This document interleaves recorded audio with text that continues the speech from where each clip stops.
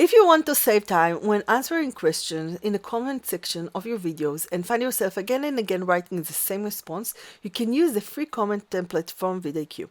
Start by adding the free VidIQ extension. You can find the link in the description.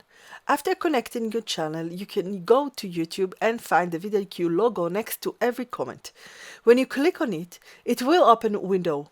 Here you can add templates for any answer you want for future use. To create a response, start by clicking on the new button. Now give it a name and add your comment template. If you want to include the channel name from the comments you are answering in the comments template, you can copy the code from here. Save the new template. Then it will add that comment to the side so you can use it in different videos. If you want to change the name of the template, click on the template name pane and edit it. You can insert that comment into the comment section. You should know that it will replace anything you've added to the comment until now. So if you don't want to replace it, be careful. You can delete a response template by clicking on the delete button. The template is available for all of your videos on your channel, and you can also find it on the comment tab on your YouTube dashboard. If you have both TubeBuddy and VidIQ, you may find yourself with both tools for responses. I think you should choose one to use so you won't be confused about where your response templates are. The TubeBuddy canned response have only one response on their free plan, while VidIQ have unlimited responses. So if you want it for free, use VidIQ.